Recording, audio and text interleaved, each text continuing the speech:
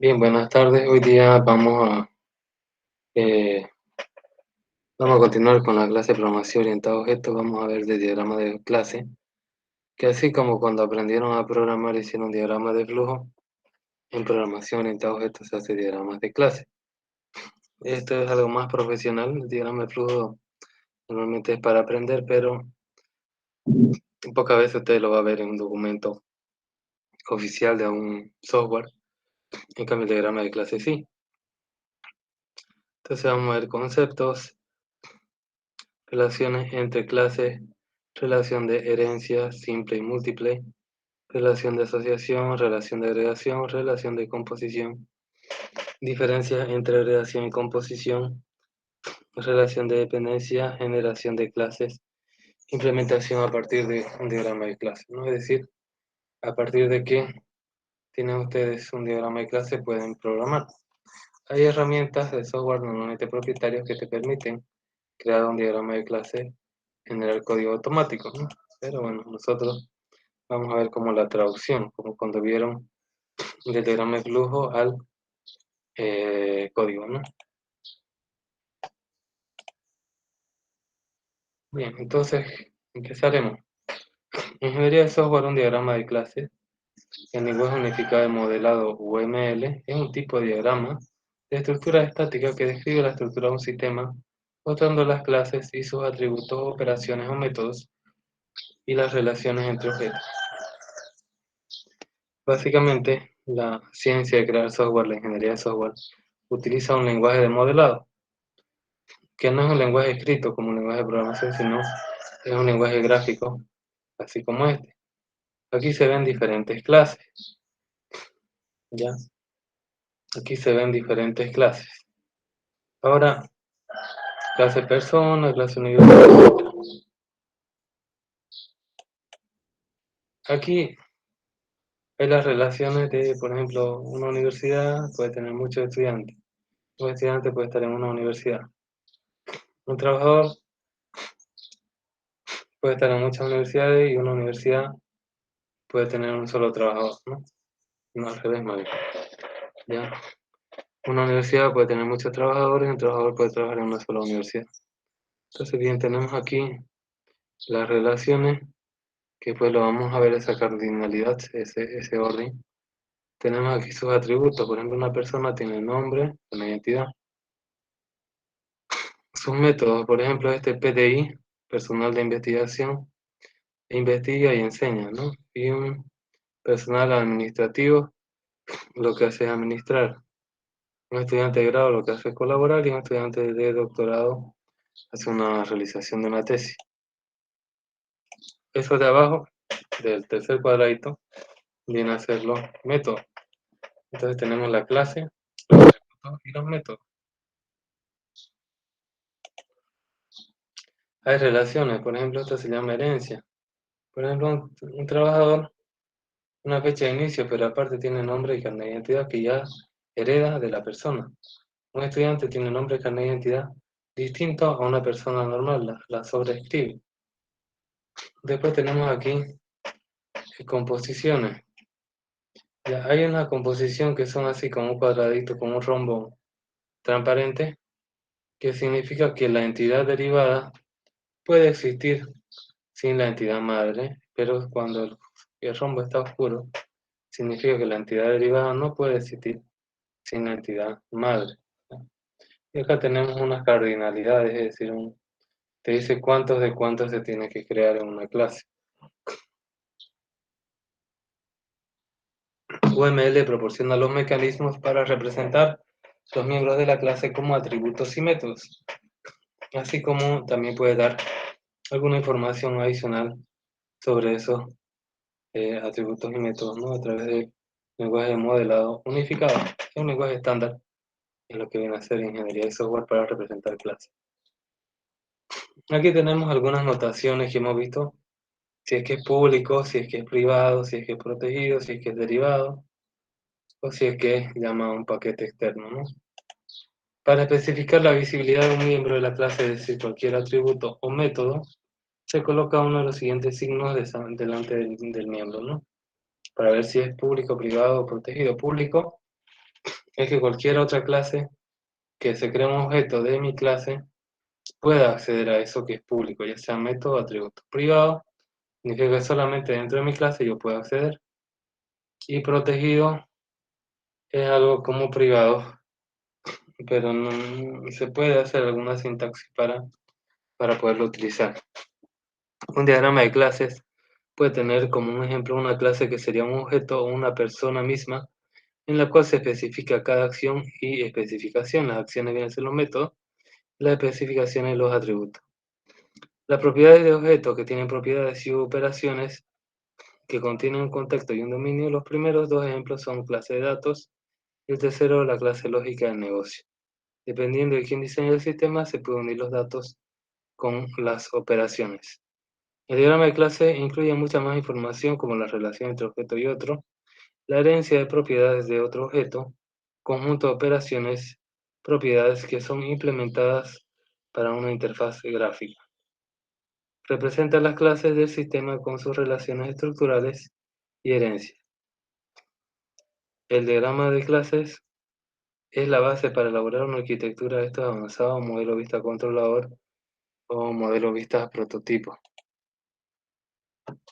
Ámbitos, ¿no? ¿Dónde se aplica diagrama de clase? UML especifica dos tipos de ámbitos para los miembros, instancias y clasificadores. Estos últimos se representan con nombres de subrayado. Los miembros clasificadores se denotan comúnmente como estáticos. En muchos lenguajes de programación su ámbito es la propia clase. Los valores de los atributos son los mismos en todas las instancias. La invocación de los métodos no afecta el estado de las instancias, es decir, siempre va a valer lo mismo el miembro que es clasificador. Los miembros que son instancias tienen como ámbito una instancia específica. Los valores de los atributos pueden variar entre las diferentes instancias. La invocación de métodos puede afectar al estado de las instancias, es decir, cambiar el valor de sus atributos. Para indicar que un miembro posee un ámbito de clasificador, hay que subrayar el nombre. De lo contrario, se asume por defecto que tendrá ámbito de instancia. Relaciones entre clases. Una relación es un término general que abarca los tipos específicos de conexiones lógicas que se pueden encontrar en diagramas de clase y objeto. Es decir, tenemos diferentes clases y hay que relacionarnos, ¿no? Por ejemplo, si yo tengo una clase persona, que ya define nombre, edad, etc., y tengo una clase de estudiante, yo lo que hago es derivarla, porque no me interesa, ¿no? Que crear todo de nuevo, desde cero, ¿no? Puedo reutilizar partes. Ese es un tipo de relación que se llama herencia. Hay otro tipo de relación que se llama composición, que por ejemplo un auto está compuesto de ventanas, de, de ruedas. Entonces, eh, esa es una relación de composición, ¿no? Porque una clase se compone de otras clases más pequeñas. A nivel, tenemos diferentes relaciones que nos pueden ayudar a representar UML. Tenemos relaciones a nivel de herencia, una clase depende de otra, ¿no? Tenemos herencia simple, cuando por ejemplo el estudiante depende solo de personas.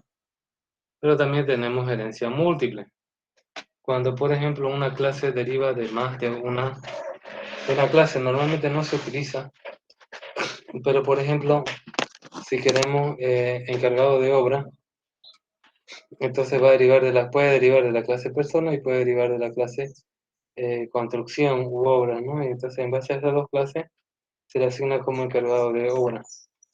Esa relación de herencia múltiple. Tenemos relación a nivel de enlaces.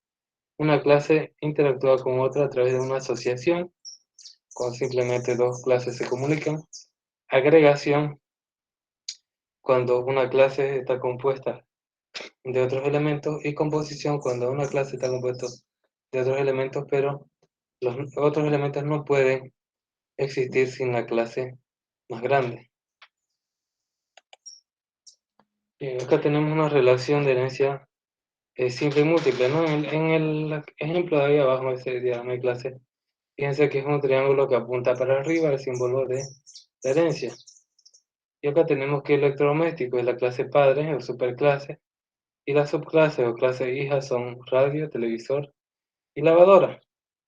Una de las características principales de la orientación a objetos es poder asociar a los objetos, que son las clases UML, con características y operaciones que pueden heredarse entre ellos, siempre y cuando estos estén ligados a un entorno en común.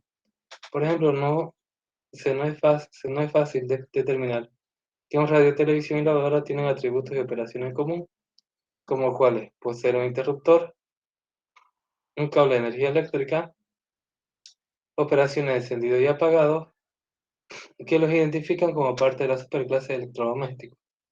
La orientación a objetos se refiere a esto como herencia, y en UML se denomina generalización, la cual está representada por una línea continua que va desde la clase subordinada hasta la clase principal o clase padre, conectada por un rectángulo vacío, un triángulo vacío. Como puede observarse en la figura, no hay multiplicidad, no se dice cuántos de cuántos, ni hay roles, no siempre se heredan uno a uno. Ahora, este viene a ser la superclase y esto viene a ser la subclase. Esto es una herencia simple, porque el radio, el televisor y la hora solo heredan de electrodomésticos. Si radio de heredada, por ejemplo, el sistema de comunicación, al mismo tiempo que electrodoméstico, radio tendría herencia múltiple.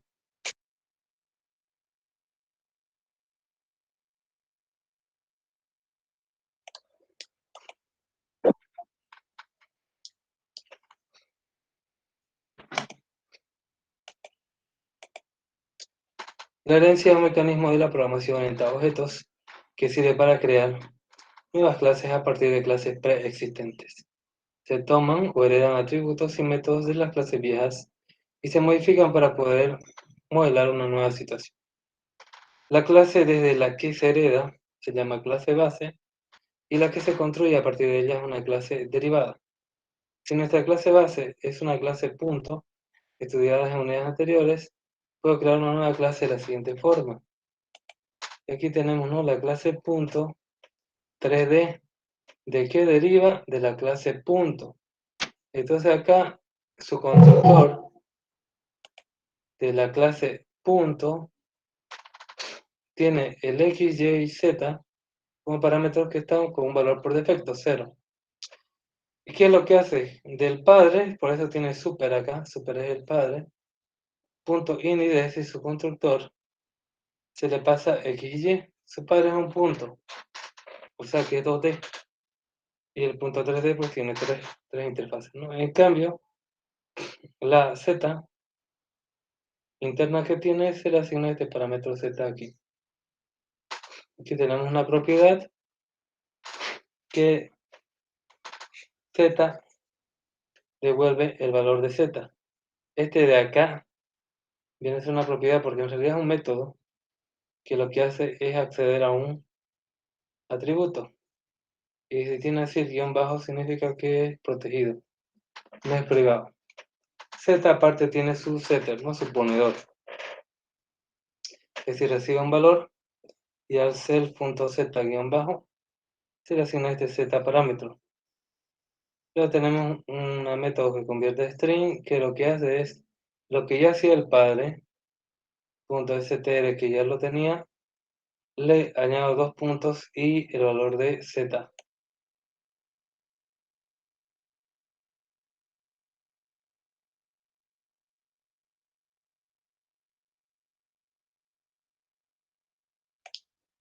Bien, aquí tenemos la distancia entre dos puntos, ¿no?, de propio y otro punto. Entonces va a restar en x, va a restar en y, va a restar en z, y lo que va a hacer es una multiplicación y elevado a la raíz cuadrada, ¿no? Esta es la distancia entre dos puntos.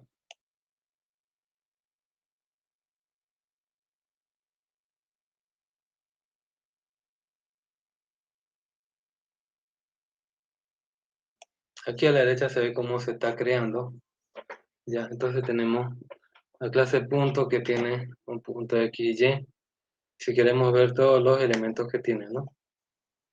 Un punto 3D, si vemos, tiene los mismos elementos, pero aparte tiene 3 atributos en vez de tener 2, ¿no?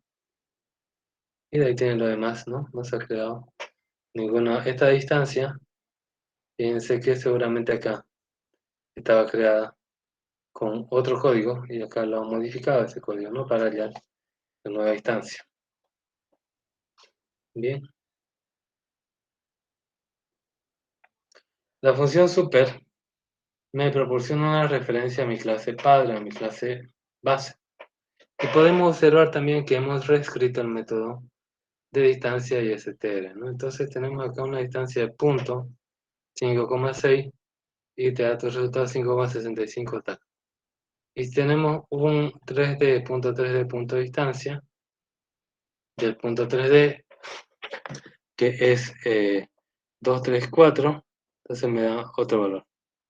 Después imprimir el punto P es 1 y 2. Y el punto 3D es 1, 2 y 3.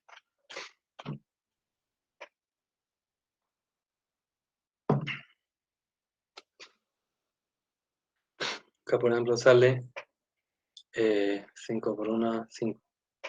12 más 5 es 19. Entonces acá tenemos ese resultado.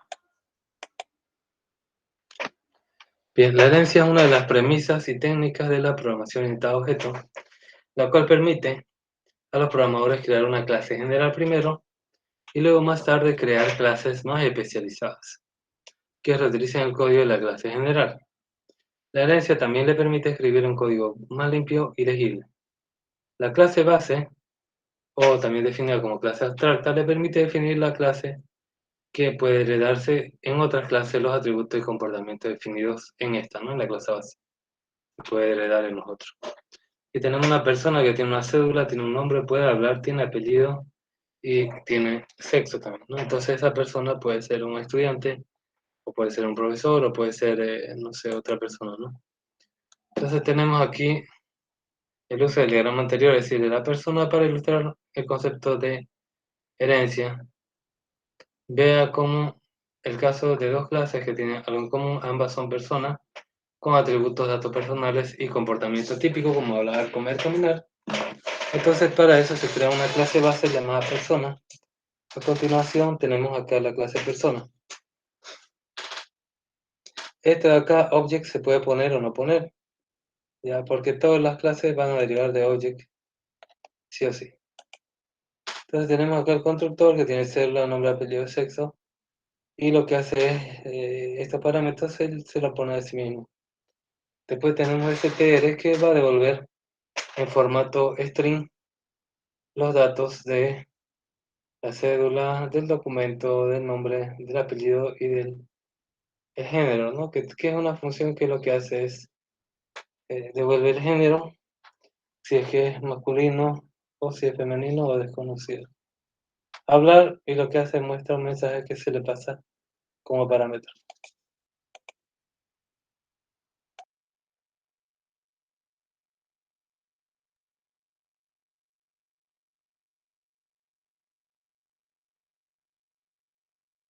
En el ejemplo previo es donde empieza a crear una clase. Lo hace con la palabra clase. La segunda palabra es persona, es el nombre de la clase. La tercera palabra que se encuentra entre los paréntesis hace referencia a la clase object, ¿no? Objeto object, utilizado para indicar de la clase cual precede, o sea, de cuál es derivada. La clase persona tiene sus atributos ini, str, hablar y get género. Sus atributos son cédula, nombre, apellido y sexo. La instancia de los nuevos objetos persona sería la siguiente forma, ¿no? Persona 1 va a tener documento, nombre, apellido y género. La persona 2 va a tener su, su identificación, su nombre, su apellido y también su género. El método constructor init es un método especial el cual debe escribirse como mi clase, paréntesis iniciales y si hay cualquiera, ¿no? De los parámetros. Fíjense acá,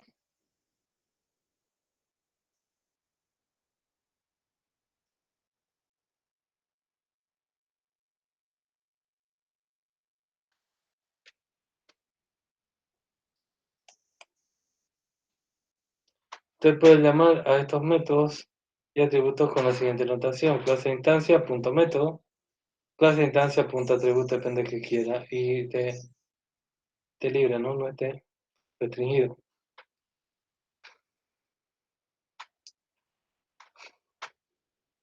Aquí tenemos print persona.nombre, persona.apellido, persona 1, y tenemos también el get género de la persona 1.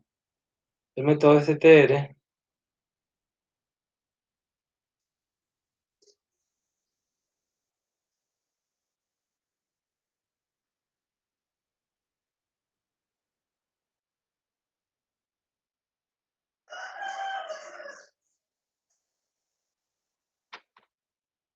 El método str es un método usado para imprimir la descripción de la instancia del objeto en el cual se puede mostrar, ¿no? Como str de persona 1. El anterior código se usa para cierto formato para imprimir la instancia del objeto usando la sentencia print, concatenando el carácter /n para generar el salto de página o seguidamente convierta a formato cadena de caracteres usando la función str, lo cual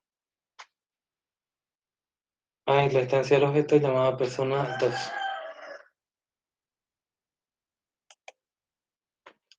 La herencia simple se apoya en el uso de clases base para compartir sus atributos y comportamientos con otras clases derivadas, como son los siguientes.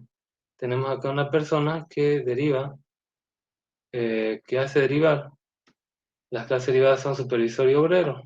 Supervisor y obrero son personas, pero tienen algunas tareas. Por ejemplo, el supervisor tiene tareas, permisos y puede revisar. Y el obrero tiene sus propias tareas de obrero, ¿no?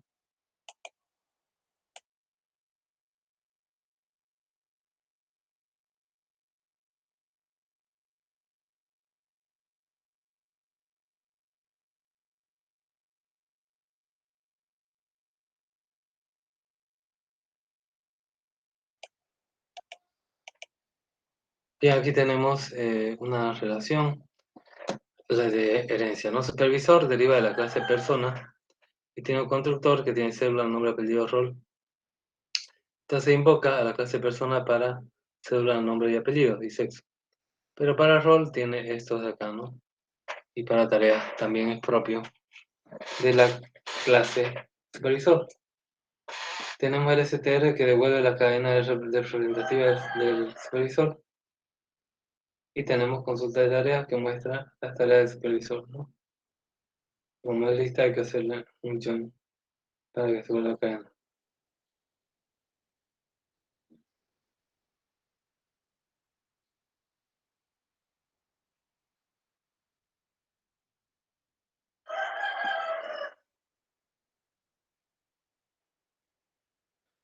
Bien, entonces acá podemos ver que ahora se creará una nueva clase de supervisor con los mismos métodos y atributos que ya tiene persona. Pero hay dos nuevos atributos, rol y tareas. No se copia la clase previa, pero sí se hereda de ella. La instancia del nuevo objeto supervisor tendría la siguiente forma. Tendría un DNI, un nombre, un apellido, también un dato y tenemos también chivo, ¿no? Ese es otro dato que le da, que es el apellido. Luego que se genera la instancia del nuevo objeto supervisor, llamará a su servidor 1, se puede imprimir una hoja de la siguiente forma, ¿no? Ya tenemos acá un ejemplo de Python, si se puede añadir uno así, de esta forma, ¿no?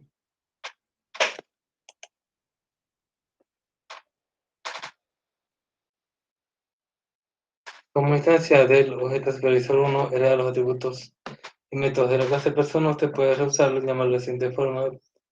La identidad, el formato también del supervisor junto a cédula o nombre.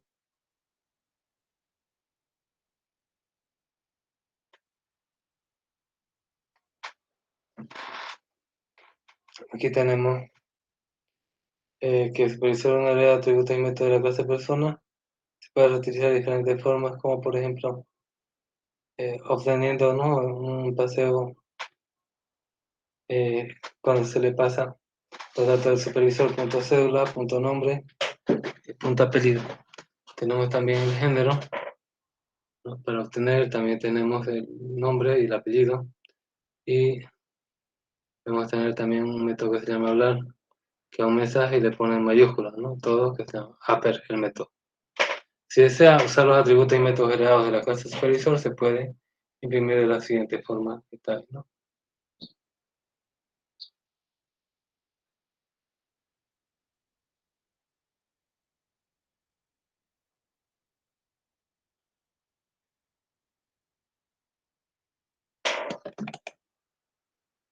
El uso de las clases y la programación en tal objeto le permite a usted que pueda organizar el código con diferentes clases correspondientes a diferentes objetos que encontrará.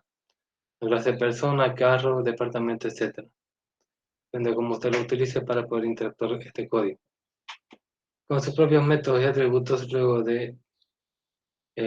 puede usar la herencia para construir las variaciones. Entonces, en una clase base de utilizar el código. Y ahí da un ejemplo. A partir de la clase persona, usted puede crear clase derivada como supervisor, jefe, cuadrilla, obrero. Entonces, aquí tenemos, en primer caso, cadena documental. Que sirve para hacer documentación, se escribe entre triple comilla doble. Todo eso es lo primero, lo segundo y lo tercero. Y de ahí viene el punto doc lower, todo en minúscula, del documento, ¿no? Del ejecutivo.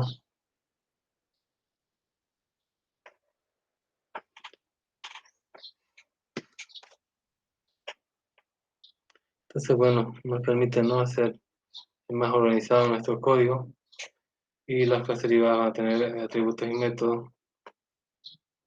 Luego se puede ver las variaciones para poder hacer una clase que pueda ser más base y reutilizable.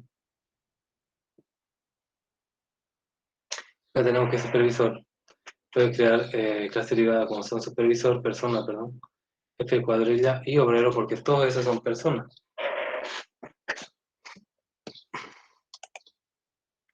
Aquí tenemos herencia múltiple, cuando por ejemplo dos o más clases son padres de otra clase. Herencia múltiple se dice, una herencia múltiple se representa cuando una clase subordinada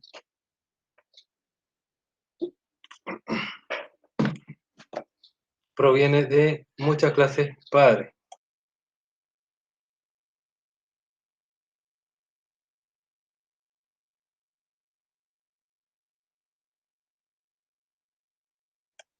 O varias clases principales. Así, por ejemplo, si tenemos una clase padre e hijo, ambos pueden estar contenidos en una clase alumno, ¿no? Puede haber padres e hijos que sean alumnos. La herencia múltiple se refiere a la posibilidad de crear una clase a partir de múltiples superclases. Ya hemos visto que es para reutilizar el código.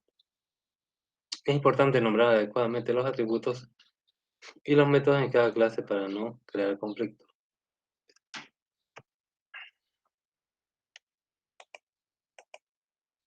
Aquí tenemos una relación de herencia simple y múltiple.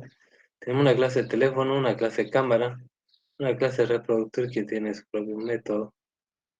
Y de ahí tenemos clase de teléfono móvil que tiene un teléfono, una cámara y un reproductor.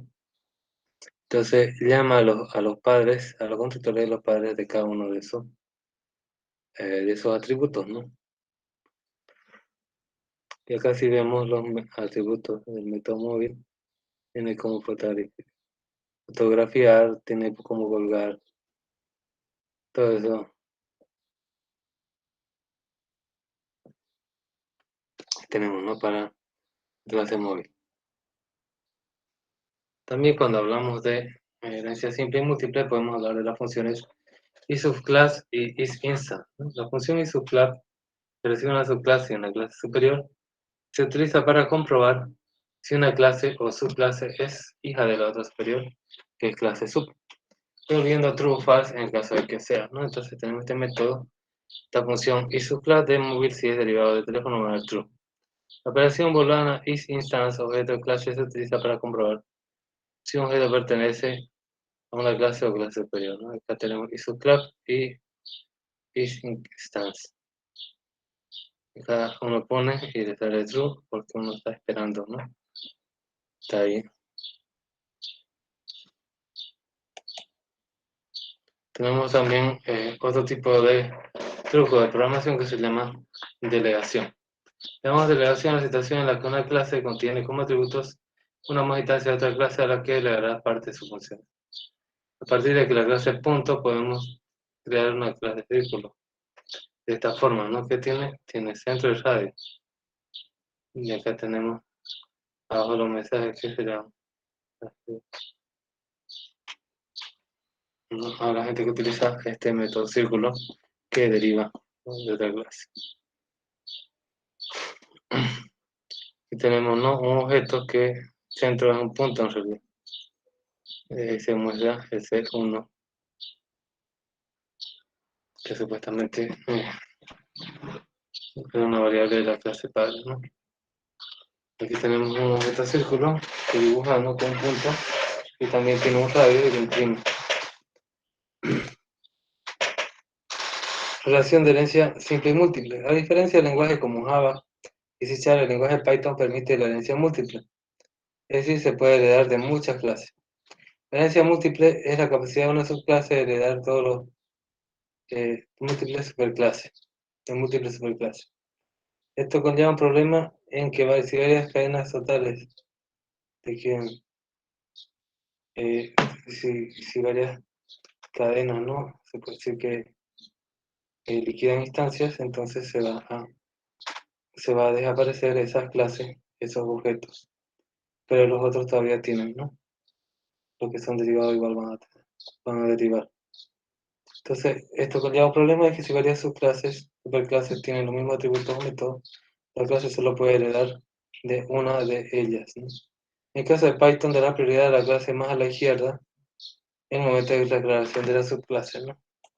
Aquí tenemos un ejemplo de la clase de destreza, que tiene su constructor, que le pasa a área, experiencia y herramienta. Y devuelve también en formato string su dato.